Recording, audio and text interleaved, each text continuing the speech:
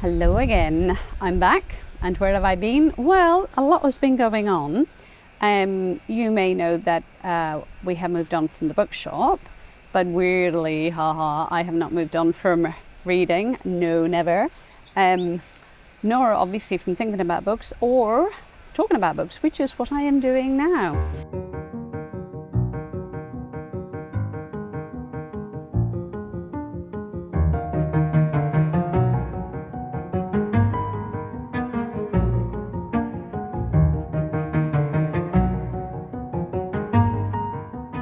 I've got 3 reads that are holiday reads. I mean, they were reads I picked up from a holiday.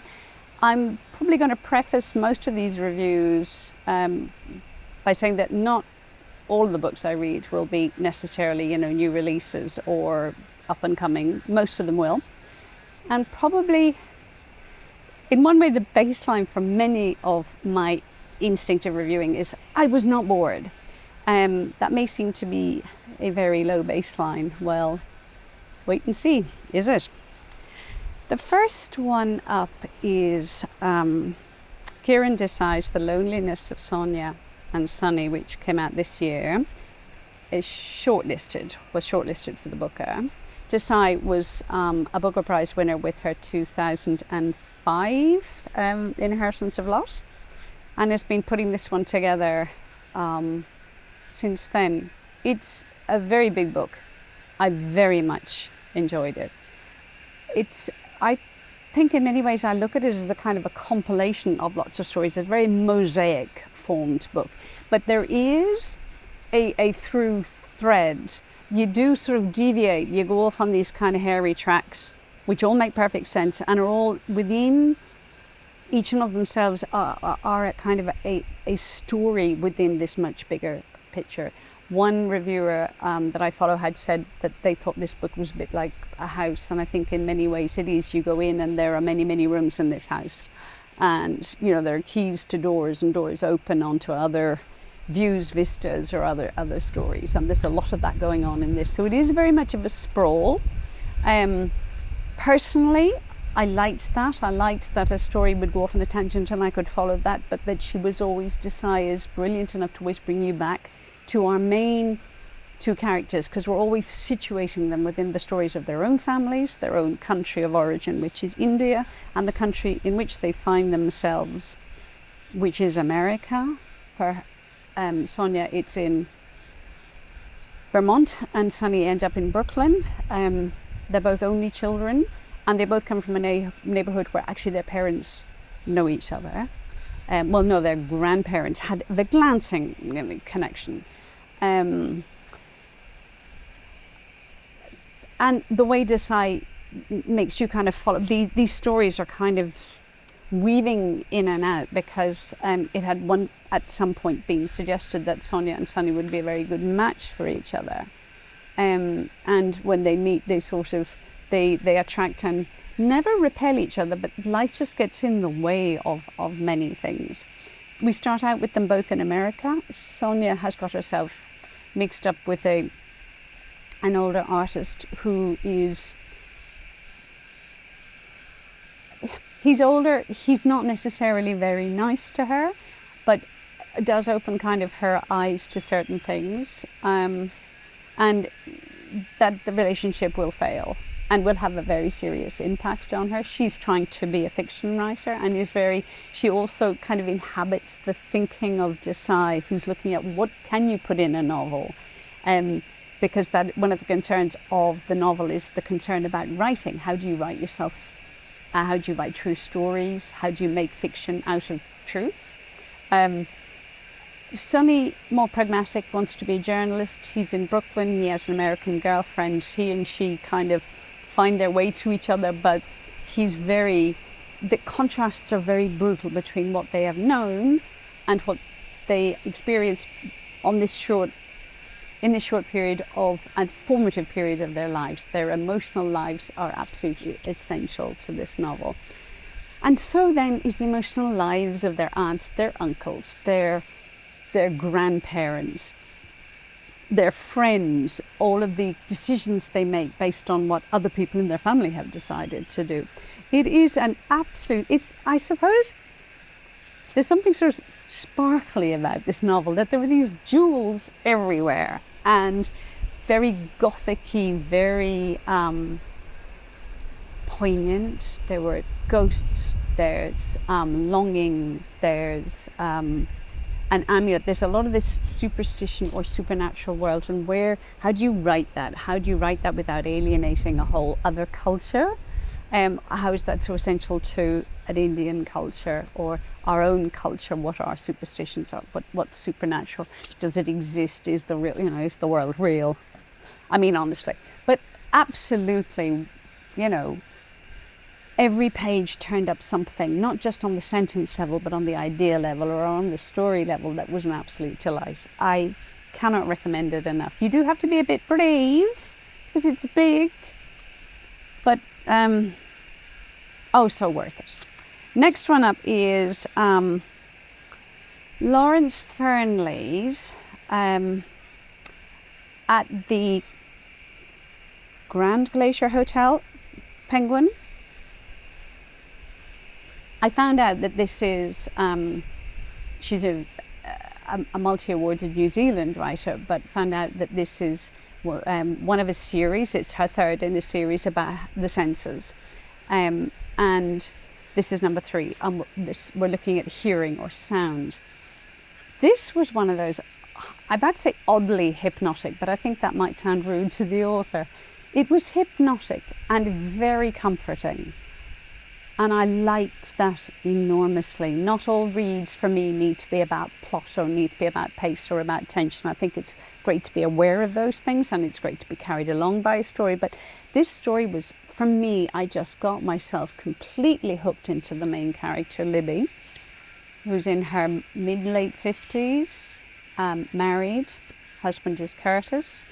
And it is partly about the care that couples have, the one for the other, as well as all those niggling things that might annoy you. But we're not focusing on that because there you are. This is the great stream of life, and what are the things that matter? And maybe the fact that you know that you can anticipate so many things about your partner or the people you know in your life, but you don't always have to, we don't have to focus on whether that annoys us or not. And this book is very much about care, very much about when the chips are down a bit, how we show our attentiveness to someone else. I just adored Libby because her mind is a bit chaotic.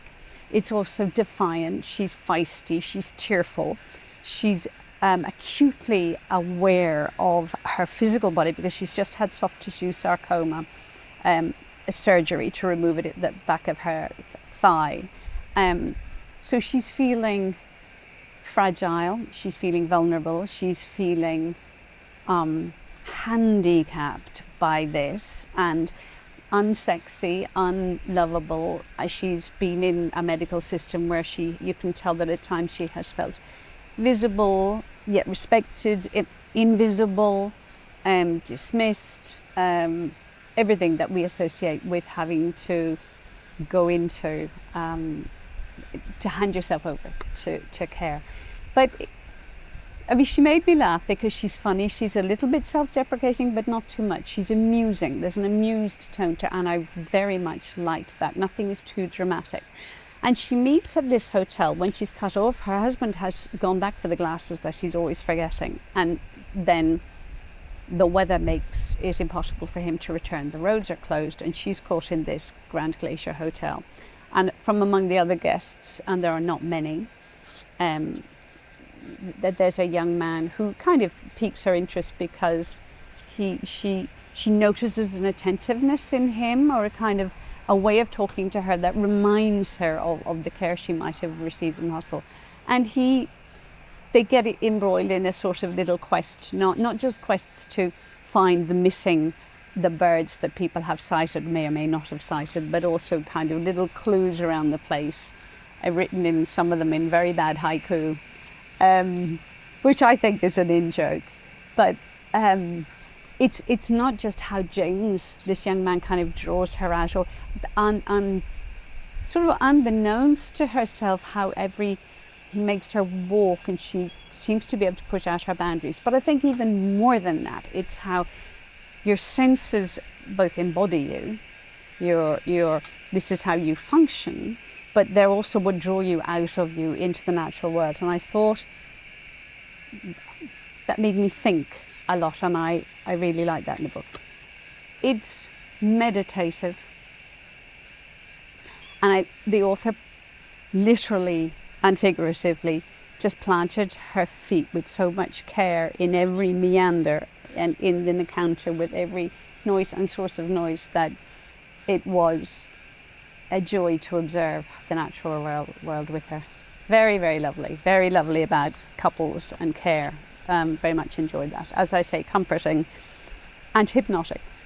The last one is The Wolf Border by Sarah Hall. Now, I only picked this up because I'm waiting to get a copy of Sarah Hall's latest book, Helm.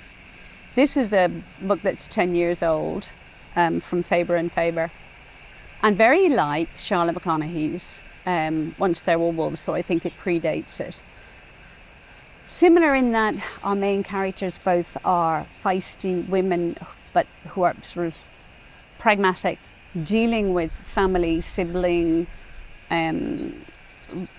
sort of abusive relationships in a way, and similar in that they both sort of find themselves about to become mothers, and the huge changes that wreaks in their lives.